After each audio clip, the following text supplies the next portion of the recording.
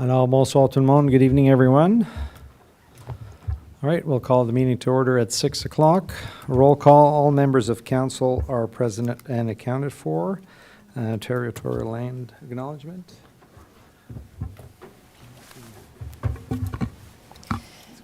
Nous reconnaissons que nous sommes sur le territoire non cédé des Anishinaabe et les terres traditionnelles des peuples Haudenosaunee, Huron-Wendat et Kenyan-Kahaka. Nous reconnaissons notre obligation commune de respecter, d'honorer et de préserver ces terres et les ressources naturelles qu'elles contiennent. Attendu que le Canada est fondé sur les principes qui reconnaissent la suprématie de Dieu, la primauté du droit, prenons un moment de réflexion personnelle.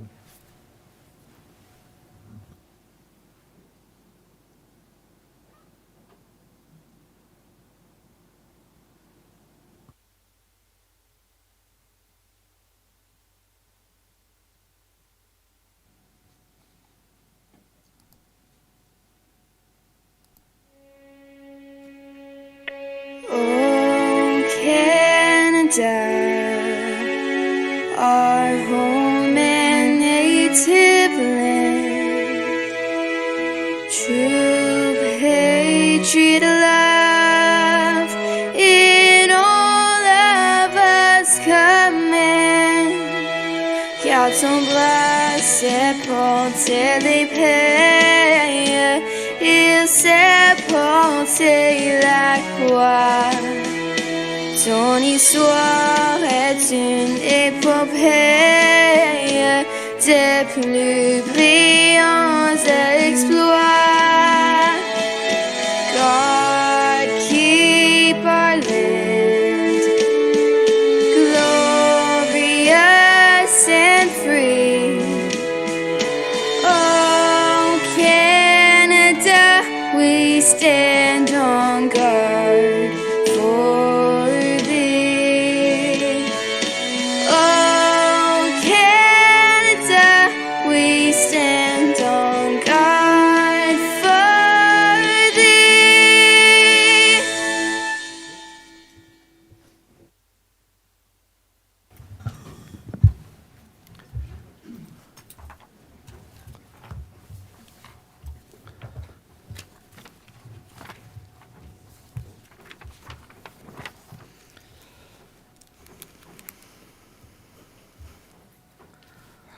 Alors, any additions, deletions, or amendments to our agenda this evening? Councillor Deakin? I would like to propose under 18 upstream strategies to reduce OPP calls for service. So 18A, Yes, thank you. upstream strategy.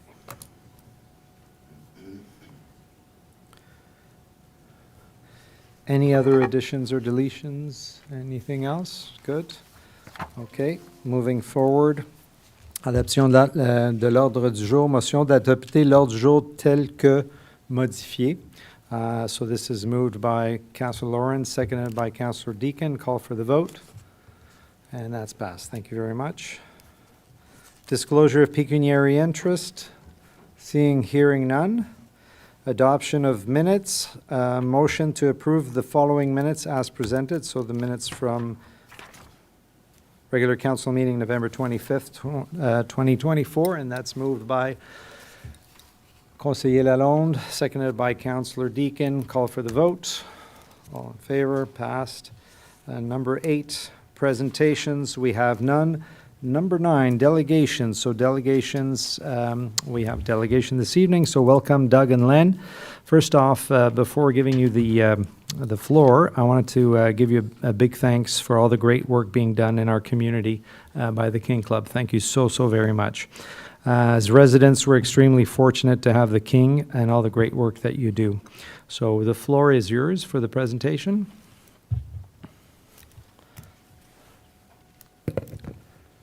Thank you very much, Your Worship, Council, and especially the staff. And I want to highlight Sebastian and all the work that he's done. Since our inception in 2011, the King Club of Russell has been blessed to have a great partnership with the Council. And we've worked together with respect, synergy, etc., on such projects as the Sports Dome, the Jonathan Petrie Park, Sportsplex, youth sporting equipment that we're still doing right now, the Russell Sign Project, Pope Masters Fishing Derby, the Positive Ticket Program, and finally, we've been able, fortunately, because of the Kin Club and our work with the Township, donate millions and millions and millions of dollars back. And we love that. And we love working with this council. And as part of our strategic planning that we did last year, we always do qualitative, quantitative studies, surveys, et cetera, talk to the council, talk to the Chamber of Commerce, and as a result, we came up with 3 strategic priorities for now until the next couple of years. Number 1, and not in the order, I'm doing them in backwards order, is to donate $3,500 for pickleball nets, equipment, et cetera, as soon as they're built. Number 2 is to build a $100,000 community garden with raised cedar beds so the seniors don't have to bend over. And then finally, we're looking at $600,000 to $700,000 storage center for charities.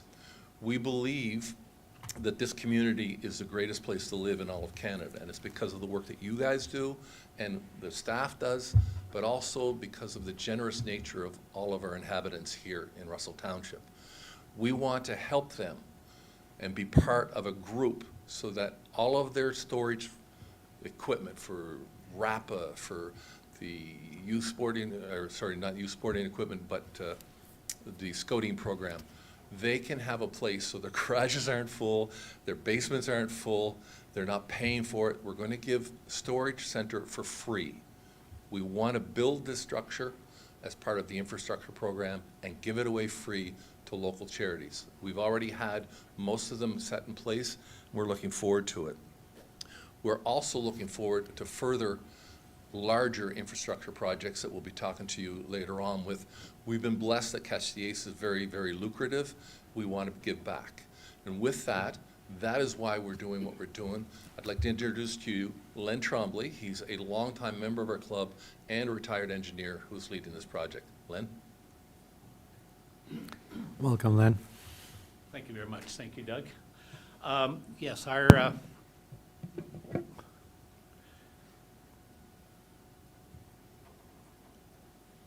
just wanted to give you a little bit of an idea of what the project will look like.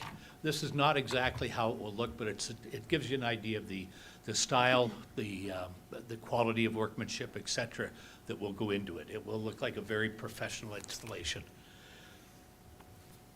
Now, as Doug mentioned, we are expecting that this is going to cost somewhere between $600,000 and $700,000. Right now, we're sitting at $500,000, so we're getting close, all because of some very successful Catch the Ace runs.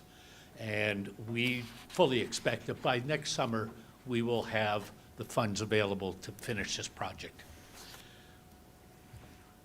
The goal is, as Doug mentioned, to provide free storage for local community activities or groups. And one thing I do want to highlight here is, as you heard the list of projects that we have supported around town from Doug, we don't have ongoing income. Our ongoing income is always just projects that we do to fundraise, things like galas and roasts and the like. And they're always targeted for specific projects going on. So we don't have the ability to actually maintain and operate the facility from a financial standpoint. So that's where we're going to be looking for some help as time goes on. But the big thing today is we've got to have some land so we can start design and engineering studies, et cetera. The proposed land is located adjacent to the snow dump area, just to the east of it, directly to the east. And this just gives you an idea of what that's like right now. It's really overgrown farmland. This would be where we'd expect to see the road go in that would take it to that east side of the snow dump, and eventually would be the road that's shown on the drawings to go to the sportsplex. Just a bit more of the area. Now, the area that's been proposed is 1 acre, about 0.4 hectares, which is sufficient for us to build both phase 1 and phase 2 of this project, as well as put in some raised bed planters for community gardens. This gives you an idea of what it will look like. This is a conceptual drawing, so you've just been through it, or you're still in the middle of a major project. You know what it's like to start at concept and work your way in. So this is what we have as a phase one. So this is the one that we would build next summer. There's 11 units in there plus a utility room.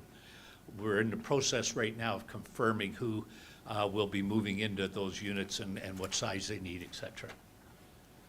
This gives you an idea of the concept for phase two, which just adds another building identical, except it would have 12 storage units because we don't need 2 utility rooms. And now I'd just like to turn it back over to Doug to talk about the community gardens. Thank you, Len. One of the things we heard back from the seniors and the majority of the residents is that they'd like to have more community gardens. They also articulated that they want these gardens to be raised beds because they have difficulty bending over, and it's, well, I have difficulty bending over at my age, so I'm sure a lot of other seniors do as well. We want to make some really nice cedar beds. We would have 1 hose for every 4 sets of beds, so there's lots of water. And eventually we would turn the project over either to the Horticultural Society or some equivalent type of body, because again, we don't really run a project after it's done. But we want to build that infrastructure, given the needs of what the community wants, make it look really, really nice. Use cedar so that it'll last a long time. And the nice thing about it is that it coexists with the other project in that when we dig up that farmland, we have 18 to 12 or 24 inches of soil to start with. Now, we would accentuate that with better soil on the top, but it gives us a great starting point to use that soil because it's prime garden already. So these are the things we'd like to do. We've talked before. The area has to be fairly clear, it has to be secure, it has to be a place where the sun's going to shine so that the gardens will grow. There's not much sense, to be honest with you, to be on St. Maurits because we've got 75-foot trees there. But at the same time, we need also to be close to the sportsplex because a vast majority of the stuff in that storage center will be used for the sportsplex. Drapery, linens, chair covers, chair covers, table covers, et cetera, et cetera, et cetera. So I think all of you are pretty aware of what we're looking to do, and whatever we can do to work with the township to acquire some land that we can use and invest back in the community would be greatly appreciated. And with that, I'll open the floor for any questions. Thank you very much, Doug. Thank you, Len, for your time and your expertise on that. So we have this item coming up on an item I of our agenda tonight, so we are discussing it with staff.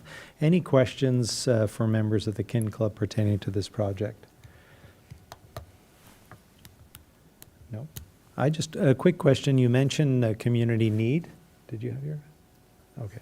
So you mentioned community need. So just from my perspective, how do you, do we have anything to quantify that need? And two, I know that there is already a list of the community organizations that will be taking it. I know there's a space left. How does one qualify, and who selects the community organization that would participate? Our members of our club have been accepting the application so far. I believe we have 1 empty spot left, probably won't after tonight. And basically anybody that asked that met the criteria as a organization that contributes to the community, it's been given straight to them. So we've held that in reserve for them. How we quantified, every 3 years we do surveys, and so what we do is we take the qualitative and quantitative information, both of them, and we look at that, and then we also talk to the council, we talk to the Chamber of Commerce, and any people of influence. So the first time we did a survey it actually articulated that we should be building a sports dome, and I think we had 500 respondents. This last time, I think we've had 200 respondents, just people generally in the community say, here's what they'd like, et cetera, et cetera. After they make their decisions, the club looks at 6 or 7 things on what that we possibly could do to meet those needs of the community. We prioritize them, we do presentations on them. The club decides which ones are best suited for us and the community, and that's what we go forward with. Okay, so by extension of that, what you're saying is that survey demonstrated a need here for that kind of storage space. Yes, Your Worship. Okay, thank you. Councillor Deacon? You always make me smile. First off, just the amount of effort that the club has put into this is phenomenal, and it's humbling, frankly. I'll be honest, my biggest concern about this whole undertaking is, can we move at the speed and with the vigor that the Kin Club runs with already? No, not even close. Exactly. Not even close. Sorry, So Sebastian. we agree on that. And I think that with your presentation tonight, it's just, looking at our strategic objective, foster mutually beneficial relationships with community organizations. This is about collective problem solving, and I think it speaks to the Kin Club, as well as the work that the Township has done the last few years to really make partnership a priority and to do collective problem solving together with organizations such as the Kin Club. I do have concerns that we'll be able to rise to the challenge and to move in the way that, as a partner, in the way that the community organizations and yourself as the leading club are looking for. And so I just have a couple of questions. In the one slide where you show the parcel of land by the dog park there was the one parcel and then a second parcel. Do I understand that we're not looking necessarily at the community garden parcel at this point, but this is kind of a heads up that you're moving in that direction? Actually, the space that 1 acre that has been suggested by the Township Okay. is enough to do both phases of the project, both the immediate The storage one, phases. the storage project, the immediate one, as well as the second phase as more people want to come on board. But also there'll be space for some of the items that we want to do as part of the community gardens. And if I might go back to your other comment, Councillor Deacon, Sebastian's heard me say this several times, but we will go at the pace to make sure it's done right. And part of doing it right is the work that you've got to do to get there. So if it gets delayed by some length of time, because I know you've got a lot deeper processes than we have, we're willing to do that. We're going to keep pushing to move on, but we are certainly willing to make sure that it's all done right for both parties that are partnering in this, and then also for the ones that are going to be part of that usage of that area. It's bringing everybody on board, and so, you move fast alone, but you move well together. Is that the saying? Or slowly but well together? I'm flubbing it. Sounds good. Sure. You know what I mean. It's where we can find the best impact is together. And when I say that, I do mean the community organizations that would be involved, the mention of the Horticultural Society, bringing more and more partners on board makes the table bigger and opens so much opportunity for what can be accomplished, but also, means that we need to be active in those conversations and finding the benefits in that collective scenario. I'll pass the mic for now, but those are my first impressions. Any other questions? Oh, If I can respond to Councillor Deacon's comments, absolutely love what you're saying, and that's exactly the philosophy that we're looking for, is to have that collaborative effort of all service organizations in the community work together. And this is one step of it, and we've been working with the Township on other ones where we can collectively have a pool of volunteers. We're looking at ones of sharing of signs so that we're all working. And some of us are very fortunate as clubs that we have the financial backing that we can do certain things. Other ones are more the different clubs that do work. They're all essential and important. And what I would love to see is from this council is to create an environment where all the community organizations are supported collaboratively by ourselves and by the council so that we're a beacon of success for the rest of the communities. There's no more generous place than Russell Township. I've been in every other place pretty well. This is an incredible spot, and we just want to leverage those opportunities. great, thank you. Councillor Armstrong? Yeah, having been director and president of some not-for-profit corporations, storage space is always something that is in demand, hard to find, and you're right, basements and garages are the usual place, scattered around wherever you are. But you mentioned that you expect maybe even this evening to have the everything filled up. Do you have enough space? There's never enough space. We thought and that's why we're looking at a phase 2. We've started off and we've made it known that this is available. And right away, some people really needed that they applied right away. We haven't had a lot of applications since, maybe because it's been off the radar, but we anticipate that there will be a greater need, and that's why we have a phase 2 in our process. Right now, Councillor, we only have enough money to build the 1, and we have some other things that we're looking at, but we will have the money for the number 2 fairly soon. Okay. Thank you. Any other questions from members of council? Councillor Lauren. Not necessarily a question, but more of a comment. For many years and in many communities, all of the social groups work in silos. And, I don't want to work with them because of, or I don't want to work with them because of. This just brings everything together, and I think that's an amazing accomplishment to be able to get service groups together, social groups together. I mean, you partnered on projects over the last few years, different events, different galas, different things like that, and I think this is just another project that goes above and beyond what we would see in our community or any other community, and it's an example for other communities that we have, and I think this would be a wonderful project. Thank you, and it's exactly what we're looking at, is that I can tell you on behalf of the entire Kin Club, we're looking at what's best for the entire community. And we don't do small projects. We don't give out checks. We have the Lions Club, the Optimist Club, the Chevalier de Colombe. We have all these great clubs. We're more of a legacy project. We need these other clubs to work in sync with us and the community for the better of the community, and it's working extremely well. We just want nothing but for the best of the community, the same as you. So we love working with you, and hopefully this gets approved and we get to move along. But thank you for your comments. Thank you very much. Any last comments? Conseiller Lalonde?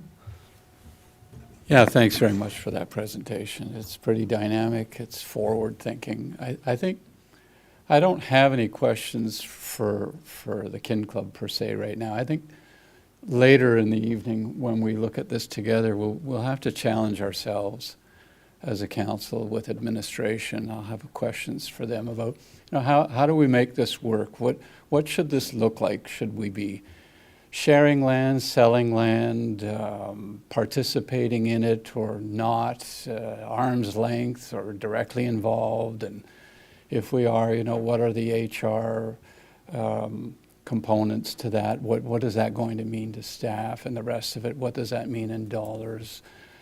How do we invest the money that we're going to have to find? That'll all come again. We have your program with Catch the Ace, and then we have taxes that we collect from residents. We're all going into the same pocket. So depending on how much we want to get involved financially, we're going back to residents for that too. So anyway, I think the challenge will be for council and for staff to figure out, how we want to play in this and what would be the best role for us to take in this. So I look forward to that. Thanks very much for that presentation.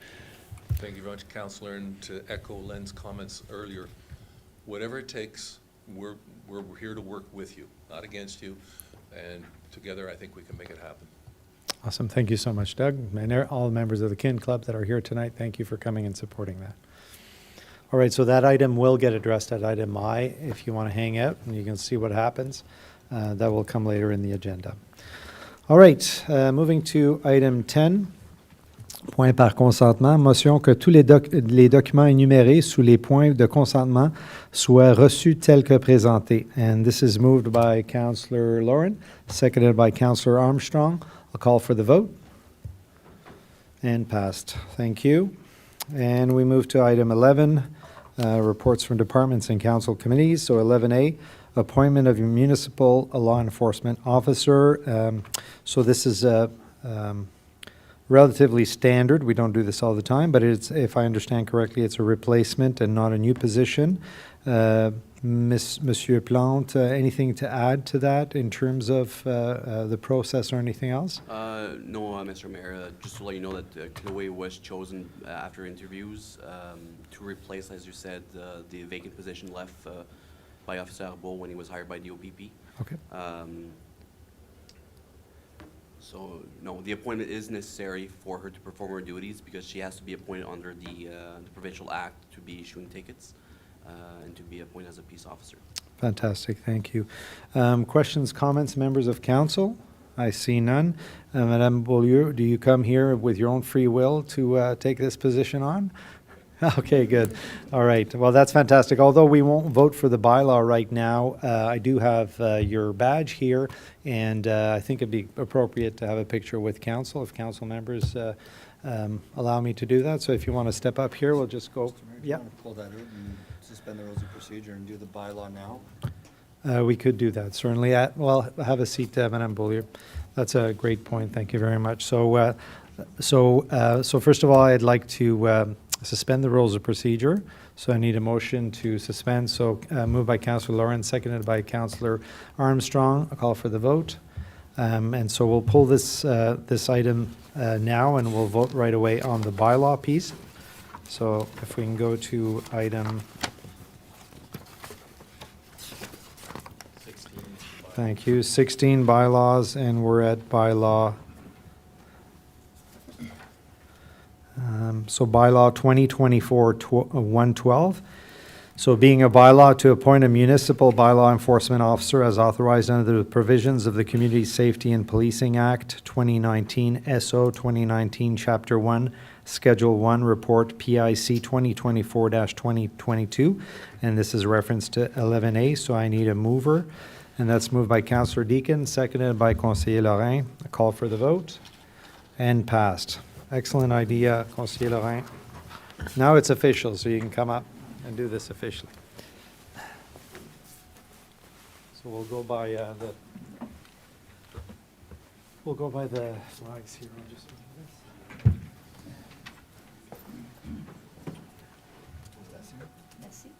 Station.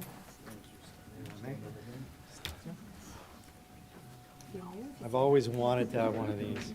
Hey, Monsieur Godin, could I have one of these? Félicitations, Chloé. Tiens, je te donne ça. Je te donne la main. Puis on va se mettre ici pour la photo. Can we all fit there? Yep. Actually, can we move this chair? Yes. Move the chair. Thank you. Mute the chair of the chair. Thank you. Félicitations. Merci beaucoup. Hein? All right, bonne chance. Good luck. Thanks, Jamie.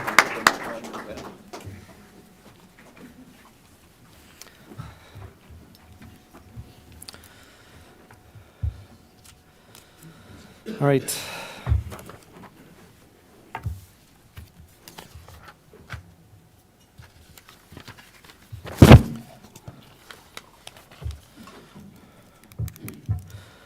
Okay, so that was, une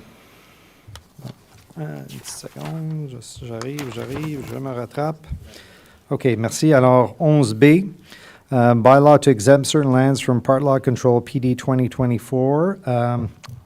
And again, this will be on bylaws. Questions or anything to add, Monsieur Bourgon, on this? Questions, comments, members of council? Pretty standard. Bylaw to exempt certain lands from part law control, PD 2024. Again, this will be at bylaws. Anything to add on that item? Any questions, comments? No?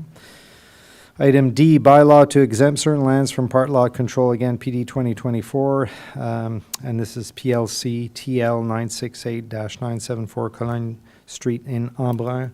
Anything to add on this? No? Questions, comments, members of council? We move to 11E, zoning bylaw amendment report PD 2024-40. And so if I understand correctly, this is to rezone the land for the train station, and so that we're able to eventually have a museum, which is fantastic. Glad to see this moving forward. So Monsieur Bourgon, anything to add on this? No, merci, Monsieur le Maire. So like you mentioned, it's to permit the use of a museum on that property. Okay, that's fantastic. Questions and comments, members of council? Conseiller Lalonde? Thank you. I just want to thank the group, actually. At our last Accessibility Advisory Committee meeting, we had their representative architect that made the effort, took the initiative to want to sit down with us and get some input from an accessibility point of view on how they could arrange some of the design and entranceways.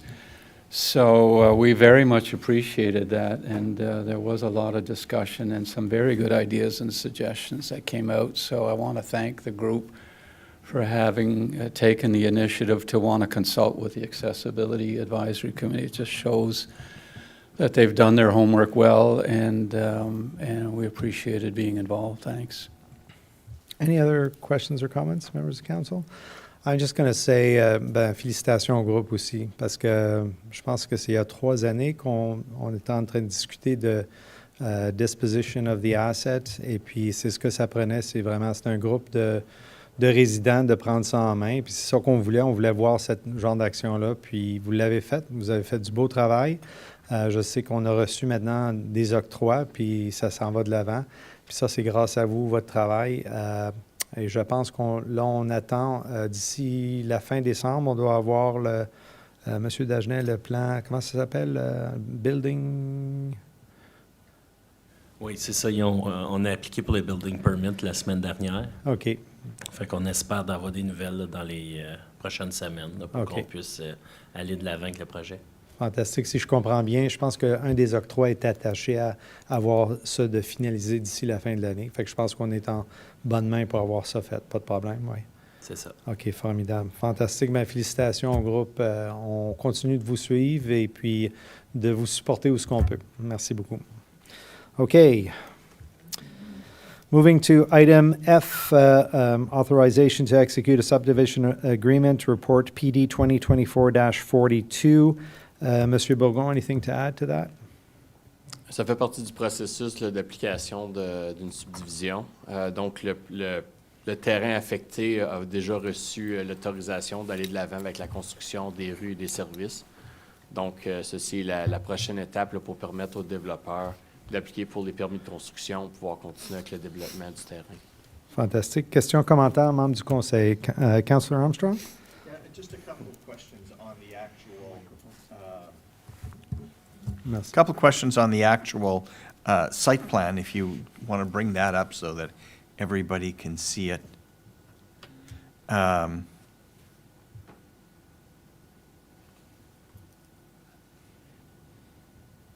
Ça va être à travers l'agenda. It's item 11F. Ça sera pas long, on arrive.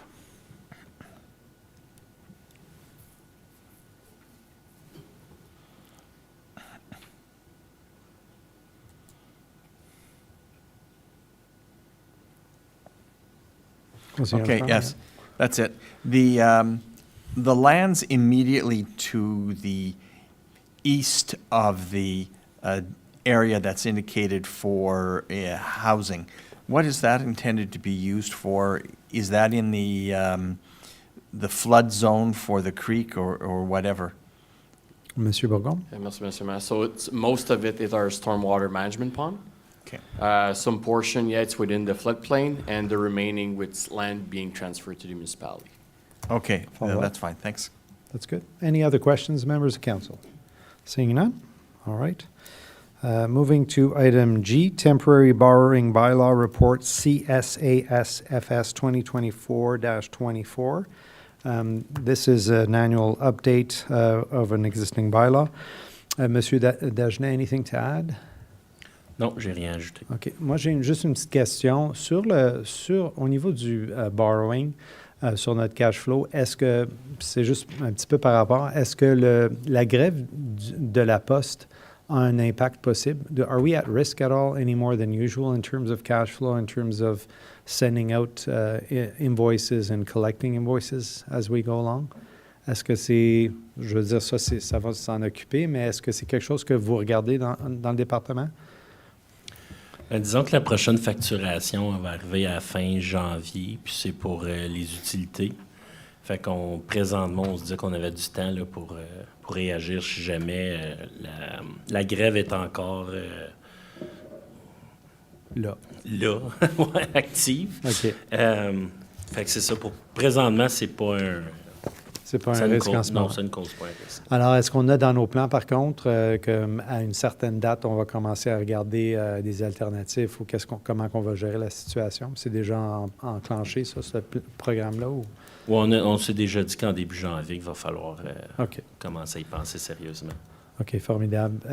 Questions, commentaires, membres du Conseil, sur cet item-là? Non? OK. OK.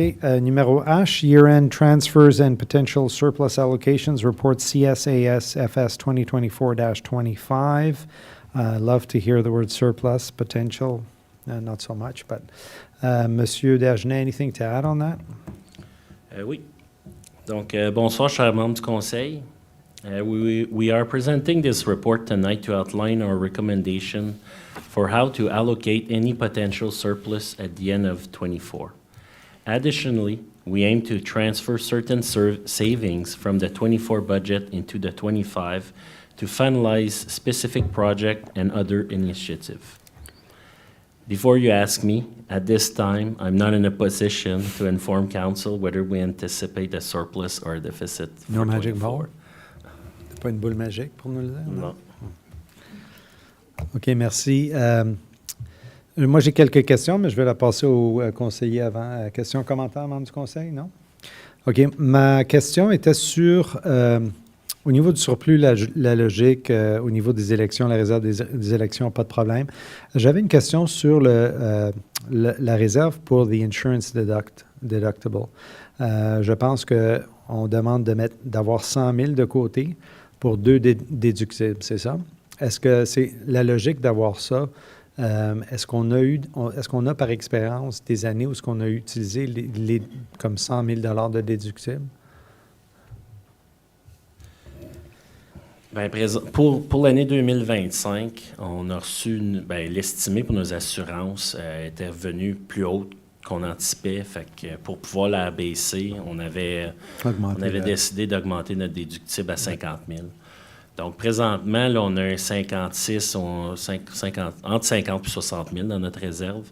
Fait que pour nous sécuriser, on pensait qu'avoir deux déductibles d'une réserve serait une bonne sécurité. Parce qu'on a quand même une coupe de demandes présentement là, en cours. OK. Mais est-ce que dans notre passé, dans l'historique de la municipalité, on s'est déjà servi de 2 déductibles en une année? C'est ma question. Ah oui? OK. Alors, c'est OK.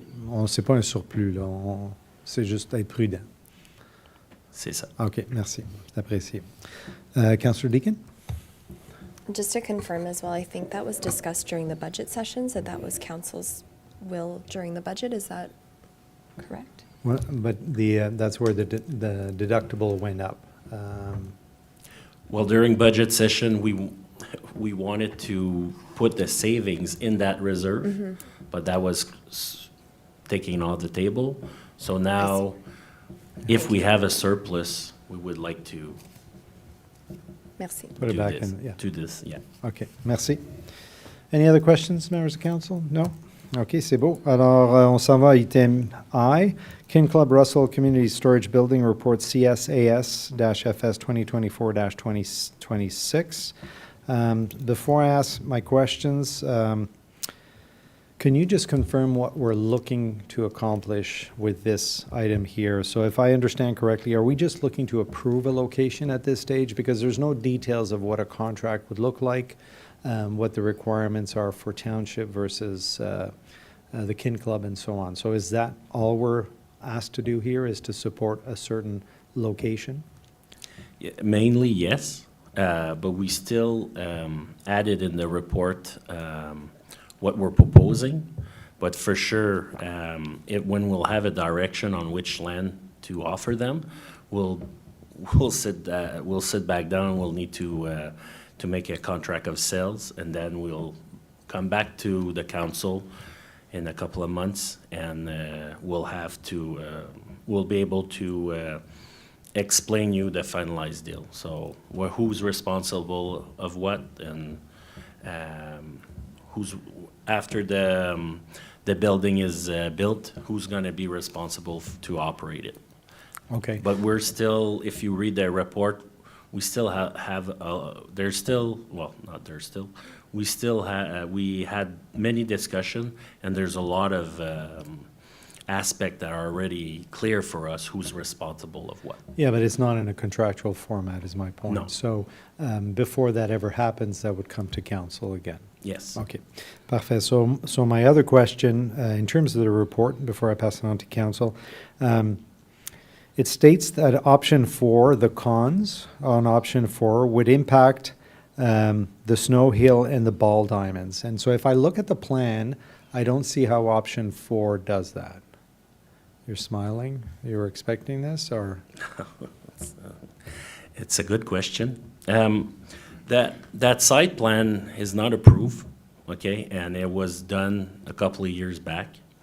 So for sure that the land, or that parcel of land, was purchased, and the plan was to build a sport hub. So now we don't have an updated site plan, but the goal was to be able to add as many ball diamonds, soccer fields, basketball, who knows, like we were keeping some space for future requests, or so just give us that flexibility. So yes, right now it's not in that site plan. Like I said, that was done a while back, and the more land we give out, the less land we have to build to increase our sport hub. OK. Mais comme c'est là, avec le site plan qu'on a en ce moment, c'est juste que ça prend de la place, fait que si ça prend de la place, on peut en mettre moins. C'est ce que vous nous dites. OK. OK. Questions, comments, members of council? Councillor Armstrong? Yes, just confirm that this proposed site will not interfere with the forecast expansion of the water reservoir. OK. Monsieur Bourgon, Monsieur Dagenet, Monsieur Godin. Merci, Monsieur le Maire. So we're showing here on the sketch east of the current snow dump facility, which would have no impact on the future expansion of the water reservoir. Thank you. Councillor Lauren, question? More just a comment. I see no issues with the location here, and if it's the preferred location, then I have no problem voting in favor of that location. Thank you. Any other questions, comments? Conseiller Lalonde. Yeah, I think the comment was made about the future use of that land and what we had intended in terms of a sport hub, and I think we should be mindful of that. I think it's probably the right location as well, but you know, I've said in other meetings that our assets are we have few of them in terms of land and buildings. We have very few assets compared to other townships. So to me, that's a precious space over there. And the idea back in the day that it was being held for further development for recreational type. I'll give you an example. I understand that soccer now, Russell Soccer Group, is going to move into the Dome possibly this coming spring or summer, because of the growth that's taking place there and the difficulty in finding fields. I think it's a great idea because the Dome isn't too busy in the summer, but the point is they're going to go in there because they need to.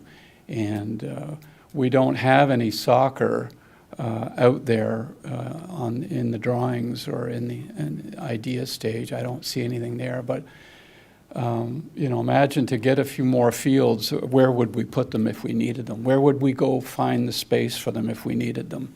I'm not sure. But again, I say that, you know, for what the Kin Club is proposing now, it's a good place. It's a good spot. It's you know, the idea of whether it should be allowed to expand, or if it needed to expand, by how much should it be allowed to expand, making sure that we've sorted out what we have in mind for the rest of that land. And that brings me to, I guess, another point, which is, yeah, I'd like us to be strategic and get that analysis or that review in the third or fourth gear on, because I noticed there's comments in here too about the pool area as an option, and the building would have to be demolished and the pool gotten rid of. I'm not sure that you know, that maybe that needs to be done or should even be considered. I have some thoughts on the public pool, that it could actually survive if it was only used for just a public pool, and where no lessons are given, but the public is able to go out there. So that just rolls into this, and I know I'm getting off on a tangent, but I guess my point is, I would like to know that if we do want to select that space, that we also have a better idea of what we want to do with the rest of it, and how much of it we really feel we need to hang on to if we're taking a longer view of things. I'd like to see that. Thank you. Merci. Councillor Lauren? Yeah, maybe I'm missing something here, but Councillor Lalonde just mentioned that there's no soccer fields, but yet there's soccer fields in this plan. There's 2 soccer fields in the top corner right beside the rec complex. So we do have soccer fields, we do have baseball diamonds, we've got basketball, tennis courts already built on the lower side. I mean, you know, we don't own any soccer fields right now other than the dome, right? So that would be two new fields that we would be creating at some point in time. So to partition off a 1 acre? 1 acre piece of land at the bottom corner where the snow hill is, where the snow dump facility is, I don't see that as a glitch to our recreational hub, if you will. So I think that makes a lot of sense, and I agree, we should be getting a better idea of what that looks like and a better site plan. We probably should be moving on that sooner rather than later, being now, and getting that to council so that we can plan for the future. I mean, look how long it's taken us to get to where we are in the rec complex. Let's not wait another 10 years to get the soccer fields and the baseball diamonds built for our residents. So, thank you. But in terms of this project, I have no problem with the 1 acre land at the bottom. Thank you. Any other comments, members of council? Councillor Deakin? With this decision that we have tonight on determining a lot, I do agree that this is the most promising, and hearing from the Kin Club that this was their preference, the one that they felt would also respond best to the needs with their vision that they're holding for storage and a community garden. I tend to agree with them on that. I'm a little more interested, I guess, in pausing to look at what the next steps are on this. And I think it was you, Mr. Mayor, that mentioned a contract of sale, or maybe it was member of administration. But I think we have a story to be building between here and that contract of sale. Hearing what the impact of this storage would have for communities, and we have names of the different organizations, but there are so many people in our community that don't realize who these organizations are, and frankly the magic that they bring to our community through all of these events. And I can just imagine what sort of storage they are looking for, but that's because I'm swimming in community in this role at this point. So I would like to see between here and the contract a robust proposal come back that's developed more in collaboration with the township. Some other aspects that I would want to see in that would be letters of support and intent from some of these organizations that have expressed their interest. And again, that piece on what the value of this would be for them. Administration taking a look at what the long-term potential, administration and Kin really sussing out what the long-term ownership plan is and strategy. Because, I use the analogy of buying a home. When you buy a home, or you build a home to live in it, but it's also a strategy, right? An investment strategy. If you were just looking for a place to live, you could rent a hotel room or lease an apartment, right? Why are we looking at ownership specifically, and what does that mean long term? I'd like to hear that from the Kin and the administration for council to be deciding on a more robust proposal. And with that in mind too, I see in the communications plan for the report a mention of sharing the news of a decision after tonight, but I would tend to wait to find out what that bigger, more robust story is to be told to the wider public, just to set us up for, like I said, a really strong partnership that shows that collective impact of what an investment like this would mean for the community, and asking ratepayers to get behind that as well as council. Thank you, Councillor Deakin. Conseiller Lalonde, and then Councillor Lauren.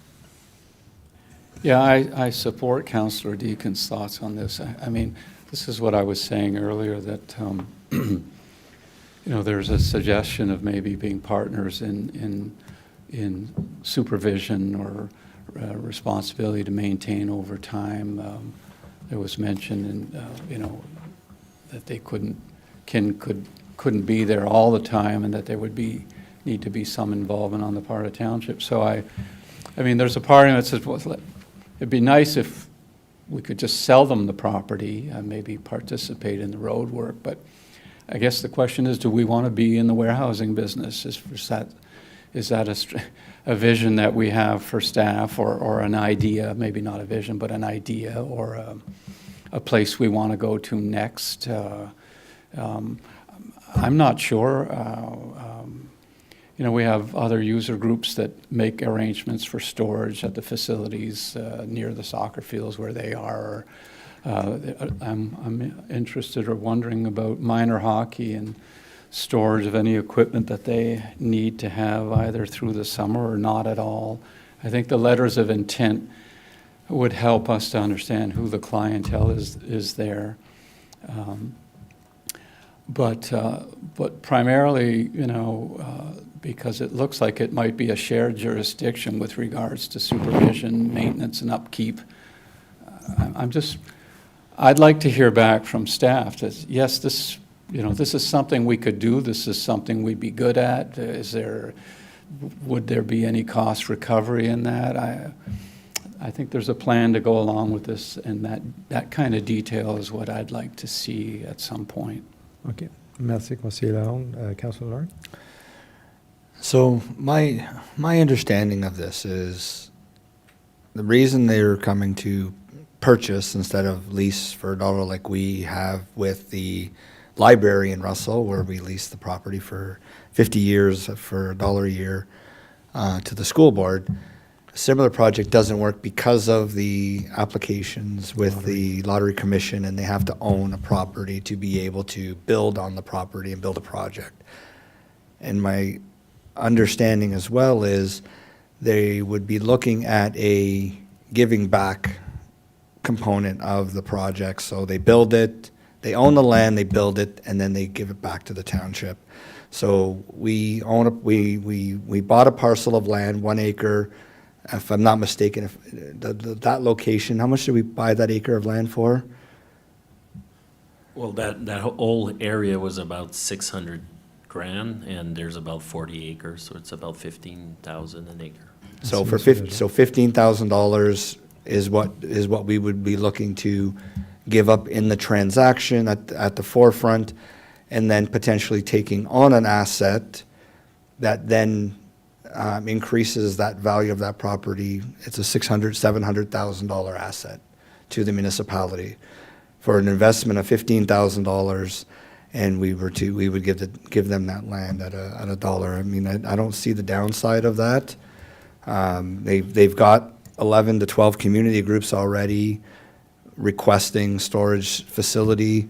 As someone who was involved with a community group with the Lions Club, I can tell you that every time they put on an event, we were going to 5, 6, 7 different houses to pick up materials to put on the event, whether it was the Canada Day, whether it was, whatever event it was at everyone's house. So this makes a lot of sense, and at the end of the day, if it's the township that takes ownership of that location and that building, with even looking at phase 2, and it's another $600,000, that adds a $1.2 million asset to the township. I don't see the downside here. So again, I'm looking at this as a wonderful strategic partnership with the community group that has done nothing but the best work in our township for us, and they want to work with other community groups that have done the same. So I think we should be partnering with this organization, with this project, and getting on board. Merci. So is it fair to say that based on what we have here, if the vote is in support of it, we're supporting a location, but we are going to get back all the details, including, and we could add to those details letters of support. We can add, as Councillor Deacon mentioned, these items. Can those be added as part of what comes back to us? Yes. Yeah. Yeah, we'll bring back a report in 25. Okay. Any issues in us approving that space, but still having that ability to kind of ask them to demonstrate those additional points? Any issues around that, Monsieur Godin, Monsieur Dagenet? No? Okay. Any additional comments, members of council? Councillor Armstrong? My last concern is project timing. It's the location is behind the snow dump, so access to it will be a question. When would we expect to develop that road along there? Because they seem to have a relatively quick That's correct. turnaround here. Yeah, so if I understand correctly, the road would have to get moved up. The project for the road would have to get moved up. That's $200,000 that would be taken out of reserves to build that road. Is that correct? Monsieur Godin, through you. Well, we were waiting to know, to get to know which land to offer them. Now I think it's pretty clear that we'll be offering this piece of land. So now we can work on the other phase of this project, and yeah, we'll have to sit down and have a plan in place. So Okay, so that will come back and get presented. So final comments, Councillor Deacon?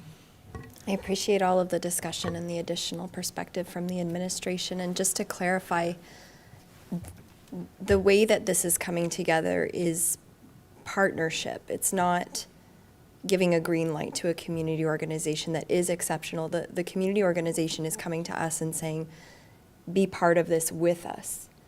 And so that is where my desire for the township to spend more time developing that story and determining the element of the partnership comes from. It is a very positive thing that we're moving in this direction. And I look forward to hearing more on what's developed through that collaboration and the clarity that it will provide to both us as well as the ratepayers. Thank you very much. Any final comments from anyone else? Councillor Lowe? Yeah, I support that idea to the extent that not sure about the next step, whether the land should be offered at this point or except maybe to say that in principle it seems to be the right location for a lot of good reasons. But like Councillor Deacon mentioned, I'd still like to see what goes around this, what supports all of this, how it gets operationalized. I take Councillor Lauren's point of the asset, the value that it represents, but it's unique in the sense that it may one day become a township asset, but it's one that is really for use by the public. So it's an asset that maybe one day we own, but the people that are in it are community groups. And so the relationship is unique that way. We can't go in and kick them out and say, we're going to need some of this space now because Jonathan Bourgon needs more room for his equipment and we don't have a warehouse for it, so we're desperate. It's an asset, but it's an asset that's actually going to belong in part to the community or the community group, so it's a unique asset in that sense. And in that same sense, if one day we're going to own it or take it over more fully and completely, then we might want to have a say in some of the design of the units, because maybe we will see fit to park some stuff in there, and maybe some of those units will have to look a little different than just the garden variety type that we see, for instance, up on the corner of Craig and Boundary Road. We might want a few of them to have taller garage doors to them. So. Merci beaucoup. OK, we'll move on then. All right. Alors, soutien financier pour le... Mr. Mayor? Oui. Did you want to separate that to put an option The- with the resolution at this point? At this point, there was no request for it, so Okay. unless there was a request for it. Councillor Deacon? I would like to separate it. Okay. Looking at option 4. Okay, so we'll separate it for option 4. We needed to identify an option, right? And so it had to be separated regardless. C'est ça que vous me dites? Madame? Yeah, either way, otherwise there's no option chosen and C'est ça. nothing goes Okay, alors on va forward, it's séparer. just to receive. Merci. So item I is separated. OK.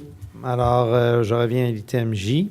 Soutien financier pour le relevé de la facturation annuelle 2025 pour le service de la police provinciale de l'Ontario, la PPO, rapport CSAS-FS 2024-26.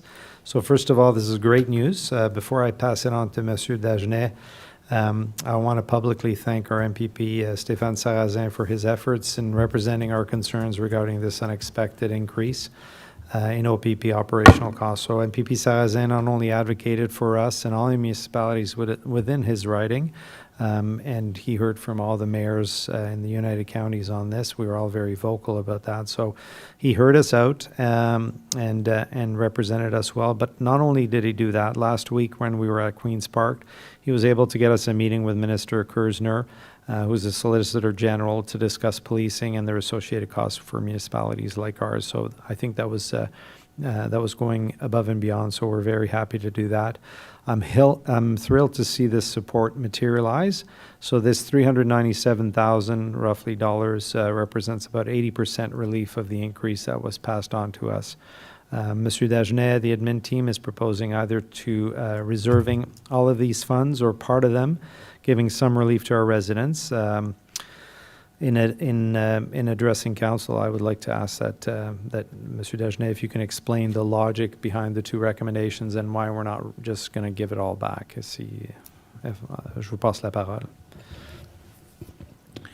Yes, okay. So we received great news at the end of November. The provincial government has decided to assist municipalities with OPP service costs in 25. For our township, this represents close to $400,000 in financial aid. However, before we get too excited, it's important to recognize that this assistance is limited to 25, meaning we could receive the same support in 26 or none at all. To give you an idea of how this impacts our budget, we have outlined two scenarios in the report. To create these scenarios, I had to make several assumptions. As, like you, I can't predict what will happen in 26 and beyond. First, for 26, I assume we would receive 50% of the financial aid provided in 25, as the government intent is to provide temporary relief to minimize the impact of rising OPP service costs, not to fund these costs permanently. Second, I assume the adjustment of 24 to be charged in 26 would be similar to the 23 adjustments, since the estimated OPP service costs for 24 are close to those of 23. Lastly, I included an indexation rate of 2.5% to account for future increase in OPP service costs. In the first scenario, where we maintain the statu quo, the savings from 25 and 26 are placed in a reserve to help offset future increase in OPP service costs. In the second scenario, where provincial aid allows for a 1% reduction in tax increase, the savings from 25 are entirely used in 26, requiring a new tax increase as early as 27. I did not create a scenario where we would use 100% of the provincial government financial assistance to reduce taxation for 25. However, it is clear by looking at scenario 2 that this additional reduction would result in a tax increase in 26 if we do not receive the same level of assistance in 26 as we did in 25. The purpose of this report is to highlight that while the provincial aid is certainly positive, it is temporary. Additionally, any percentage reduction in taxation approved tonight will need to be reversed in the very near future. Merci beaucoup, Monsieur Dagenet. I appreciate the information and the analysis. I think this amount was not expected at all. And so you're correct. There is no expectation for next year, whether we get it or not. Before I turn it over to council for questions and comments, I would just state from personally that I think we need to give the majority of this value back and reduce our levy requirement for this year. Or at a minimum for me, it would be like a 1.5% value and keep a small reserve. Those are my thoughts, but I'll pass it over to council for thoughts and comments. None? Oh, Conseiller Lalonde? Yeah,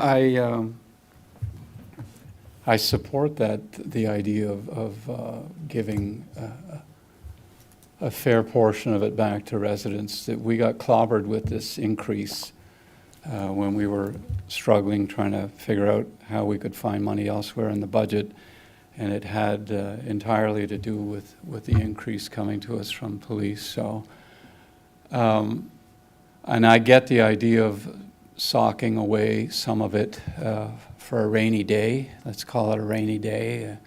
Where the increases come back again next year, as they likely will. And that's good, and I get that, and you know, we've got to be long-term thinking. But we need to be short-term thinking too, I think, in the moment right now. You know, inflation is there. Today they're talking about coffee now going up in price. I was in the store a few days ago getting some items. I don't shop often, but I'm taken aback by the increased costs of food. So in the moment, at this time, maybe things get better next year. Interest rates are coming down. But I think we should be sending back about 1.5% of this 2% equivalent to residents now in this moment for this time. It's what I would support. It's what I would like to see happen. I have maybe some other comments to make, but I'll yield to other members for the time being. Merci, Conseiller Lalonde. Councillor Lorne? Yeah, I see one. I can see 1.5. I don't have a problem with that. Putting a little bit in reserve, that'll help out significantly on the taxation side from a budgetary perspective. If I recall, was it 9.6 down to 8.6 if we get money from the UCPR? This would take us down to almost 7, right? 7.1. 7.1. If we And don't the reality is too, we didn't really talk a lot about it, but in the year-end transfers, you wanted to transfer 100,000 if there is a surplus to the insurance reserve. The insurance reserve already has a 50-some-odd thousand in it. If you transfer 50,000, you put the other 50,000 in, you're almost at a 2% reduction with this 1.5. So you could get that down under 7%. For this year, if we were to do that, if there was a surplus, if there was up to 100,000 potential to go into that, and whatnot. So that's another option that we have available to us. So I would support the mayor's comment of at least a 1.5 instead of a 1 in this scenario. And, you know, if we need to, we can look at next year, in the 2026 budget of potentially putting a standing 1% for OPP costs down the road, right? And build that reserve up so we don't have an issue at a later date. You know, similarly to how we built up that reserve for the rec complex, and you put a standing amount in for a certain period of time, you could do that for the OPP costing as well. And that way you're smoothing out that increase over time rather than getting hit with a 3% this year while we would have had that covered off in a reserve. So I think that we could be forward-thinking going into next year's budget process. But Thank you, Councillor Morin. So we can probably proceed to pulling that before additional comments. Councillor Deakin. Thank you. We're certainly not alone in having this sticker shock this year, and we're certainly not alone as well in sitting at tables like these trying to figure out what to do with the relief that is coming. And it is my understanding that other municipalities are taking the strategy by and large to smooth it out over the years. So the positive is putting some of this against taxation, yes, but not all of it. I did have a question about, just to clarify what the knowns and the unknowns are for 2026, because it was referred to as a rainy day, but we know that the same increase will hit next year, do we not? No, so we don't know that for sure, but the assumption could be made that, yes, this money eventually has to get paid. So, but one could also surmise that we might get additional relief so that we level it in. So the increase now is 100,000 for us rather than 500,000. But in terms of the actual increase in the pay, That's we know yeah. that increase will happen in 2026. It's happening now, and it's already recorded. They have an agreement, I believe, till 27. And so, yes. So the that's a amount that they're known. charging us now with the increase coming, like, yes, there are going to be increases all the way through. And then I think you already jumped in there on the unknown, which is what the Solicitor General may do next year as well. So acknowledging that that's what we're balancing here. Just want to say I echo what other folks are thinking in terms of the 1.5. Okay. Some sort of a compromise balancing these knowns and unknowns is important. Merci, Conseiller Deakin. Conseiller Armstrong. Yeah, I'll agree on the 1.5 as well. And looking at the letter from the superintendent of the Municipal Policing Bureau, we're looking at 2.75% pay increase for OPP constables next year, and again 2.75 in 2026. So it's only 2 years before there's another collective agreement negotiating, and that again will leave some unknowns. I don't think we'll have the rate of inflation we had in the past few years, but that is a guess rather than a statement of fact. Thank you.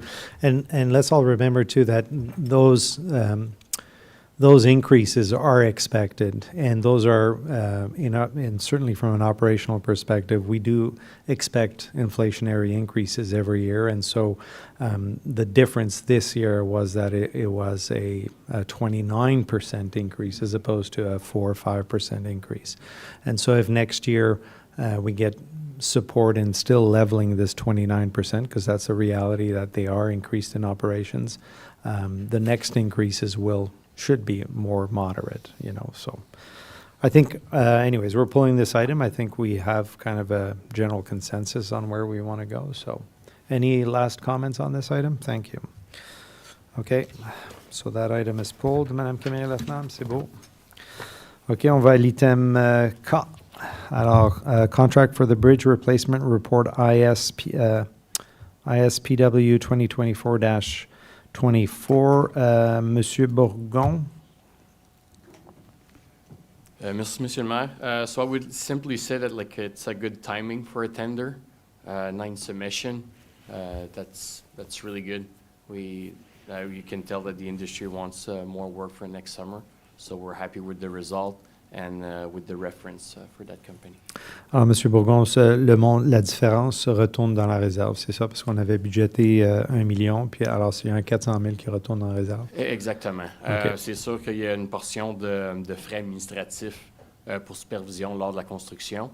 Donc, ce qui est non utilisé, là, exactement, retourne dans la réserve de pont. OK, c'est bon. C'est bon de voir ça de ce côté-ci, de l'autre côté. Ça arrive pas assez souvent. Questions, comments, members of council on this? No? All right.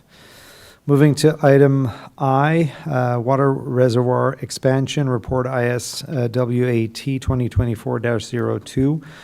Monsieur Bourgon. Merci, Monsieur le maire. Donc, on entreprend là, la conception de l'expansion du réservoir. So that's in front of council just to reflect our purchasing policy, being an RFP, and it's over the threshold that staff can approve. Okay. Question, comments, members of council? Seeing none. Just quickly, so the amount here is much higher than expected, but we're still within our budget for this project? Yeah, exactly. Once we have a final detailed design and we revise our construction budget, we'll come back to council if required at that time. OK, merci. OK, item M, plan direct... any final comments? No? OK. Alors, item M, plan directeur pour l'eau et les égouts, rapport ISWAT WWW 2024-03. Monsieur Bourgon, this is an important document for our community, so I believe from January 6th to February 6th is an opportunity for residents to comment. At this point, is it fair to say we're simply receiving the report? And then, is that correct? Yeah, that's correct. Okay. At this point, throughout the process of the EA for our master plan, council is receiving the document. Typically, the 30-day completion would start shortly after a council meeting. But in this case, with the Canada Post strike and the holiday at our door, we figured it's better to issue the 30-day review period early and to take basically the full January for that review period. Okay, 30-day, not 3-day. Sorry, 30 Okay. day, Okay. Donc 30 jours. Ah, c'est beau, OK, formidable. So I see in reading the report, I see that our wastewater treatment will reach capacity over the next decade and some operational challenges as early as 2029, which is around the corner. I see our supply issue hitting a snag by 2031. So obviously the negotiations with Ottawa is going to be important. I, for one, in looking at this, would be interested in better understanding, and I talked to Mr. Godin about this, in better understanding the needs and how they relate to growth. Like, what is the cost of that growth in terms of our capacity, and what will the cost of increasing that capacity? So, is it advisable for us to continue the growth at the pace we're going versus the cost that this is going to bring up to us? So I'm hoping that this process helps us understand that, and I'm hoping that through this process you can come back to us with that clear kind of direction. So we're coming close, and this is, as a resident and as a member of council, I'm very concerned about that. So I want to make sure that we're making the right decisions, and if it means that slowing down some of that development is important, what's the cost of that versus the cost of resolving these shortfalls or challenges? So I think that's going to be important for me. And then once the comment period is over, can we expect on this end kind of an action plan, like with timelines of how we see this evolving to be able to get this information, Monsieur Bourgon? Well, to address both of your comments, we're starting our development charge review, or the development charge study early in 25. So that will overlook what's the cost per unit now that we have all those new projects online. Okay. And how would that, the timing, what's going to be the impact on that cost? Okay, so through our DC charge, will we be able to make sure that development, that growth actually protects us and we're able to get those assets? And okay. Because that's our master plan. It's a key document to be able, especially for water and sewer. Okay. complete a DC study or Okay. development charge study. Merci beaucoup. Questions, comments, members of council? Councillor Armstrong. Yeah, I'm quite happy to hear your comments, Mr. Mayor, and I certainly agree with you. Growth management is something that has a big question in my mind and for a lot of residents that I've been talking to. And they're asking why, because in reality, what it comes down to is the next 10,000 population increase in the township will cost in the 9 figures for wastewater management. And that is a lot of money. So people are then asking, as they should, can we manage this growth at least out over more years? Or, why is the growth here where it is so expensive when perhaps we can spread things out and make things a little more easier because we have time to build up reserves and other funding for this. Development charges is one of them, where we can build up some development charges for this very wastewater treatment plant. And as well, we can look at should there be an increase in other fees to be able to mitigate this because this is a big expense, and in reality, it's in fairly short time. When I looked through all of the documents, especially the assimilation study for the Castor River, we're coming close to some of the limits that the Castor River can accept. That's a lot of stuff. The other thing, of course, is, as mentioned, is